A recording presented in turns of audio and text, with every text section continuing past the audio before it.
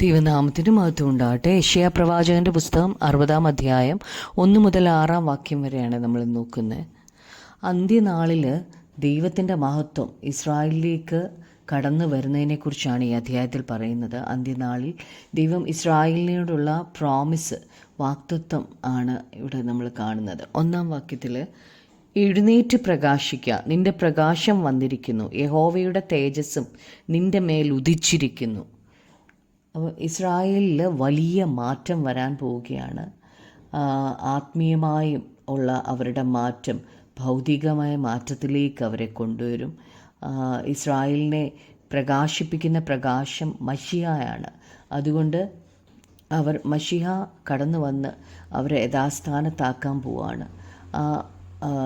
രണ്ടാമത് യേശുക്രിസ്തു വരുന്നത് ഇവരെ യഥാസ്ഥാനത്താക്കാനും അവരെ രക്ഷിച്ച് അവരെ വിശ്വാസത്തിലേക്ക്, ക്രിസ്തുവിലുള്ള വിശ്വാസത്തിലേക്ക് കൊണ്ടുവരാനായിട്ടാണ്. അപ്പോൾ അവരുടെ ആ മാറ്റം, ഇസ്രായേലിനെ പ്രകാശിപ്പിക്കുന്ന ആ പ്രകാശം, മശിഹ വന്ന് ആ മാറ്റം കൊണ്ടുവരുമ്പോൾ അവർ എഴുന്നേറ്റ് പ്രകാശിക്കണം. 2-ാമത്തെ വാക്യത്തിൽ, അന്ധകാരം ഭൂമിയെയും കൂരിരുട്ട് ജാതികളെയും മൂടുന്നു, നിന്റെ മേലോ യഹോവ ഉദിക്കും, അവൻ്റെ തേജസ്സും നിന്റെ മേൽ പ്രത്യക്ഷമാകും. ഭൂമി മൊത്തവും ഇരുട്ടും കൂരിരുട്ടും ജാതികളെ കൂരിരുട്ടും അന്ധകാരവും മൂടുമ്പോൾ ഇസ്രായേലിൻ്റെ മേൽ ദൈവം പ്രകാശമയക്കും. വീണ്ടെടുക്കപ്പെട്ടവരുടെ മേലും ഇസ്രായേലിൻ്റെ മേലും യഹോവ ഉദിക്കും എന്നാണ് ഇവിടെ പറഞ്ഞിരിക്കുന്നത്. ഇസ്രായേലിനെ വിടുവിക്കും.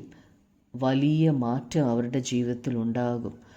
മശിഹ തൻ്റെ അനുഗ്രഹങ്ങളൊക്കെ അവരുടെ മേൽ അയക്കും എന്നാണ് ഇവിടെ പറഞ്ഞിരിക്കുന്നത്. 3-ാമത്തെ വാക്യത്തിൽ, ജാതികൾ നിൻ്റെ പ്രകാശത്തിലേക്കും രാജാക്കന്മാർ നിൻ്റെ ഉദയ ശോഭയിലേക്കും വരും. ഇസ്രായേൽ ദൈവത്തോട് നിരന്ന് കഴിയുമ്പോൾ രാജ്യങ്ങളിൽ വലിയ മാറ്റം ഉണ്ടാകും. ആത്മീയമായി ഇസ്രായേലിന് മാറ്റം വരുമ്പോൾ ജാതികളിൽ ശേഷിപ്പുള്ളവരായുള്ളവർ അവർക്കും ആത്മീയമായി വലിയ വ്യത്യാസമുണ്ടാകും. ഇസ്രായേലിൻ്റെ രക്ഷ മറ്റു ജാതികളിലുള്ള ശേഷിപ്പിനെ, ദൈവത്തെ ആരാധിക്കാൻ ഇസ്രായേലിലേക്ക് കൊണ്ടുവരും. 4-ാമത്തെ വാക്യം, നീ തല പൊക്കി ചുറ്റും നോക്കുക, അവരെല്ലാവരും ഒന്നിച്ചുകൂടി നിന്റെ അടുക്കൽ വരുന്നു, നിന്റെ പുത്രന്മാർ ദൂരത്ത് നിന്ന് വരും, നിന്റെ പുത്രിമാരെ പാർശ്വത്തിങ്കൽ വഹിച്ചുകൊണ്ട് വരും. അപ്പം ദൂരെയുള്ളവരൊക്കെ ഇസ്രായേലിലേക്ക് മടങ്ങി വരും. അതായത് ദൈവത്തെ ആരാധിക്കുമ്പോൾ ആനന്ദമുണ്ടാകും. അവർ ഒരു കുടുംബമായിട്ട് ഒന്നിച്ചു കൂടും. ഒരു കുടുംബത്തിൽ ഒന്നിച്ചു കൂടുന്നത് പോലെ ഇസ്രായേലിൽ അനേകർ, കർത്താവിൽ ആശ്രയിക്കുന്ന അനേകർ ഒന്നിച്ചു കൂടും. 5-ാമത്തെ വാക്യത്തിൽ, നിന്റെ ഹൃദയം പിടിച്ച് വികസിക്കും, സമുദ്രത്തിൻ്റെ ധനം നിന്റെ അടുക്കൽ ചേരും, ജാതികളുടെ സമ്പത്ത് നിന്റെ അടുക്കൽ വരും. ദൈവത്തിൻ്റെ ജനം ദൈവത്തിന് പ്രാധാന്യം കൊടുക്കും. അവർ ദൈവത്തെ ഭയപ്പെടും. ഇസ്രായേൽ ജനം അവരുടെ ഹൃദയം ദൈവ ഇഷ്ടം ചെയ്യും. വലിയൊരു മാറ്റം, രാത്രിയും പകലും പോലെ ഉള്ളൊരു മാറ്റം അവരുടെ ജീവിതത്തിലുണ്ടാകും. സമുദ്രത്തിന് വലിയ ധനമുണ്ട്. ഒരുപാട് ജീവൻ സമുദ്രത്തിലുണ്ട്. സമുദ്രത്തിന് മനുഷ്യരെ പോഷിപ്പിക്കാൻ പറ്റും. വീണ്ടെടുപ്പിലൂടെ ഇസ്രായേൽ ദൈവത്തിൻ്റെ കരുതൽ അനുഭവിക്കും. യേശു പറഞ്ഞു, ഞാൻ ജീവൻ നൽകാനും സമൃദ്ധിയായ ജീവൻ നൽകാനുമാണ് വന്നതെന്ന്. രക്ഷയിലൂടെ വലിയ സമൃദ്ധി ഇസ്രായേലിന് പ്രാപിക്കാൻ കഴിയും. 6-ാമത്തെ വാക്യം, ഒട്ടകങ്ങളുടെ കൂട്ടവും മിദ്യാനിലെയും എഫയിലെയും ചിറ്റൊട്ടകങ്ങളും നിന്നെ മൂടും. ഷെബയിൽ നിന്ന് അവരൊക്കെയും വരും. പൊന്നും കുന്തുരിക്കവും അവർ കൊണ്ടുവന്ന് യഹോവയുടെ സ്തുതിയെ ഘോഷിക്കും. ഒട്ടകങ്ങൾ ദേശത്തിൻ്റെ സമ്പത്തിനെയാണ് കാണിക്കുന്നത്. ഇസ്രായേൽ ദൈവത്തോട് നിരപ്പായതിന് ശേഷം വലിയ മാറ്റം ഇസ്രായേലിൽ സംഭവിക്കും.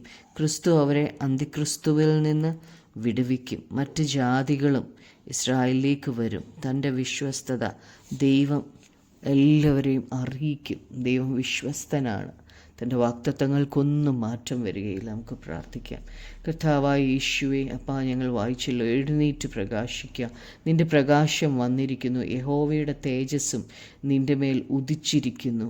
കർത്താവേ യേശുവേ, ഞങ്ങളുടെ മേൽ ആ പ്രകാശം ഒന്ന് ഉദിക്കുവാൻ കർത്താവെ അങ്ങേക്ക് കൃപ തോന്നിയല്ലോ. കർത്താവെ യേശുവെ, ഞങ്ങൾ ആ പ്രകാശം നഷ്ടപ്പെടുത്തുവാനല്ല കർത്താവെ, അപ്പോൾ വെളിച്ചമായിട്ട് അവസാനം വരെയും കർത്താവെ, അങ്ങയുടെ വരവ് വരെയും ഈ വെളിച്ചത്തിൽ ജീവിക്കുവാൻ ഞങ്ങളെ സഹായിക്കണമേ കർത്താവെ.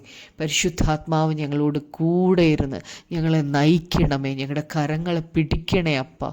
അന്ത്യനാൾ വരെയും കർത്താവെ, അവസാന നാൾ വരെ, അവസാന ശ്വാസം വരെയും കർത്താവിനോട് വിശ്വസ്തരായി നിൽക്കുവാൻ ഞങ്ങളെ സഹായിക്കണമേ. യേശു ക്രിസ്തുവിൻ്റെ നാമത്തിൽ തന്നെ. ആമേൻ.